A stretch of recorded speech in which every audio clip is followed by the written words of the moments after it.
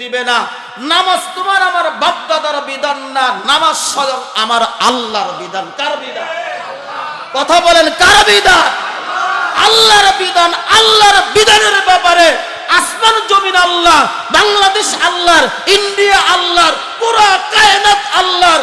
আল্লাহর কায়নাতের মধ্যে, আল্লাহর জমিনের মধ্যে যারা আল্লাহর বিধানের বিরোধিতা করবে, তাদের বিরোধিতা করতে আমাদের চুল পরিমাণ দ্বিধাবোধ করার সুযোগ নাই। কথা বলে ঠিক কিনা? সেই জন্য আসুন আল্লাহর কাছে আমরা দোয়া করি, আমার আল্লাহ যেন আমাদের সবাইকে ঈমানি শক্তি দান করেন। আমার আল্লাহ যেন আমাদের সবাইকে আল্লাহর প্রতিটি বিধান, রাসূলের প্রতিটি আদর্শ, সাহাবায়ে কেরামদের প্রতিটি আদর্শ, হাসান হোসেন রাদিয়াল্লাহু তাআলা আনহুম এদের আদর্শ, সবার আদর্শ অনুসরণ অনুকরণ ইত্তেবা করে যেন আমরা যেন আল্লাহর বিধান 5 ওয়াক্ত নামাজ সময় মতো আদায় করতে পারি। আমার আল্লাহ যেন আমাদের সবাইকে, মুসলমানদের উপরে কত বড় আঘাত তারা দিচ্ছে। কথা বলেন ঠিক কিনা? কি কথাটা সত্য নাকি মিথ্যা বলেন? শনি শনি 8 দিন ক্ষমতায়, তারা মুসলমানদের উপরে কত বড় হস্তক্ষেপ। নামাজ পড়তে দিচ্ছে না, দিবে না। অথচ এই ভারতবর্ষে মুসলমানেরা প্রায় 800 বছর রাজত্ব পরিচালনা করেছে। ইংরেজ খেদাও আন্দোলনের ডাক দিয়েছিলেন মুসলমানেরা। মুসলমানেরা যদি সেই দিন যদি জান না দিতেন, ভারতবর্ষ থেকে এখন পর্যন্ত, এই সময় পর্যন্ত ইংরেজরা যেত কিনা সন্দেহ ছিল। তো সেই জন্য এটাই বুঝাইতে চাচ্ছি, আমার আল্লাহ এটাই বলতেছেন, কাফের বেঈমানেরা যেইভাবে তোমাদের সাথে যুদ্ধ করবে, তোমরাও সেইভাবে যুদ্ধ করবে।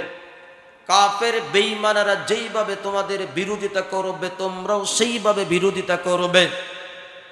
মুসলমানেরা কখনো হাত বাড়িয়ে পায়ে পাড়া দিয়ে কখনো ঝগড়া করে না। মুসলমানেরা এদের উপরে ঝগড়া করলে, জুলুম নির্যাতন করলে মুসলমানেরা শুধু প্রতিহত করে। কি করে? কথা বলেন না কেন? ইসলামের একটা যুদ্ধের ইতিহাস এরকম নেই যে মুসলমান আগে যুদ্ধে জড়িত হয়েছে। একটা যুদ্ধের ইতিহাস পাবেন না। একটা যুদ্ধের ইতিহাস পাবেন না যে মুসলমান আগে তারা যুদ্ধে লিপ্ত হয়েছে। কাফের বেঈমানদের জুলুম নির্যাতন যখন একেবারে শেষ প্রান্তে চলে গিয়েছে, তখন আল্লাহর পক্ষ থেকে ফয়সালা আসছে, মুসলমান তোমরা তাদের বিরুদ্ধে মোকাবেলায় নেমে পড়ো। সুবহানাল্লাহ বললেন। তো সেই জন্য আসুন, এই যে বর্তমান বিশ্বকাপ চলতেছে, আর্জেন্টিনা বলেন আর ব্রাজিল বলেন, এরা তো মোটামুটি ভাবে পাক্কাপাকি, একেবারে পাকাপাকি মুসলমান।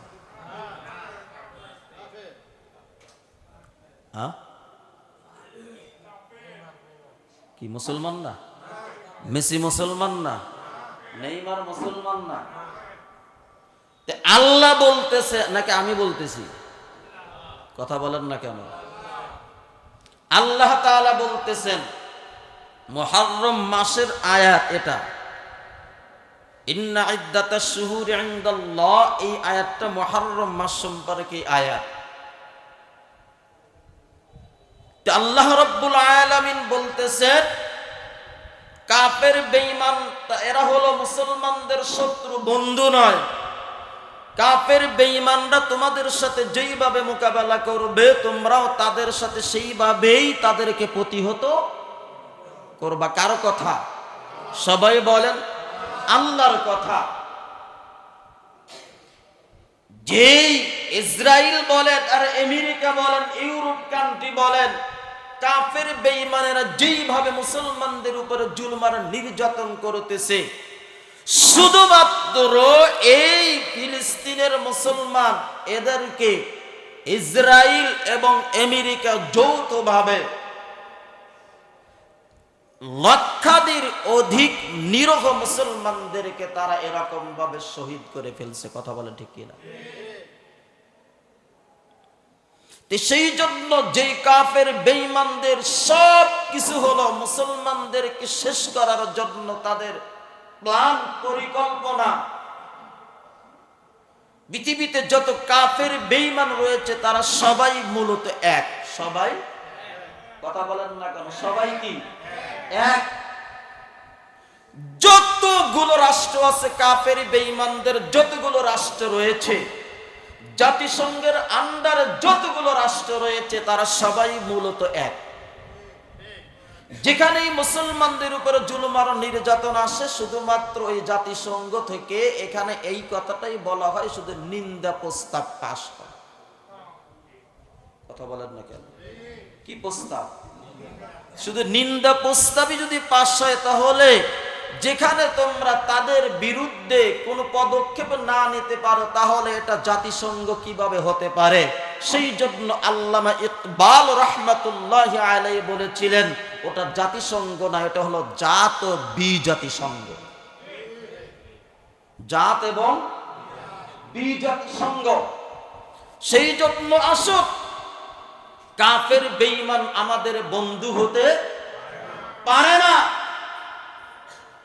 আল্লাহ তাআলা যে এই আয়াতে কারিমার মধ্যে বললেন ফালা তাযলিমু ফীহিন্না আনফুসাকুম, শুনে রাখো তোমরা তোমাদের নফসের উপরে জুলুম করো না।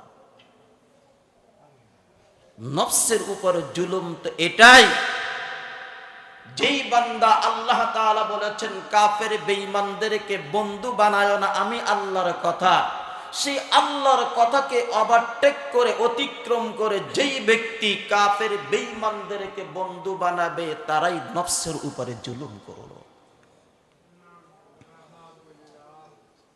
যেই বান্দা ব্রাজিলকে সাপোর্ট করলো সে নফসের উপরে জুলুম করলো, আল্লাহর বিরোধিতা করলো, রাসূলের বিরোধিতা করলো, কোরআন সুন্নাহর বিরোধিতা করলো, ওই ব্যক্তি নফসের উপরে জুলুম করলো।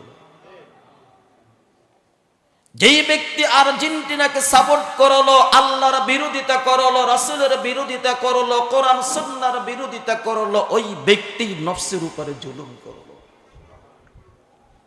সেই জন্য যুবক তোমাদের হাতে ধরে পায়ে ধরে বলতেছি, ব্রাজিল কখনো তোমার আপনজন নয়, তোমার আপন হলো কোরআন সুন্নাহ নবীর আদর্শ, নবী তোমার আপনজন। মেসি তোমার আদর্শ নয়, আদর্শ হলো তোমার আমার নবী, নবী মুহাম্মদুর রাসূলুল্লাহ সাল্লাল্লাহু আলাইহি ওয়াসাল্লাম। একজন যুবক এসে বলো যে আর্জেন্টিনাকে সাপোর্ট করলে আমার আল্লাহ খুশি, রাসূল খুশি। একজন এসে বলো, কে বলতে পারবে? হ্যাঁ, ব্রাজিলকে সাপোর্ট করলে আল্লাহ খুশি, রাসূল খুশি, কে বলতে পারবে? মেসিকে সাপোর্ট করলে আমার আল্লাহ খুশি, রাসূল খুশি, কে বলবে? নেইমারকে মহব্বত করলে আল্লাহ খুশি, রাসূল খুশি, কথা বলে?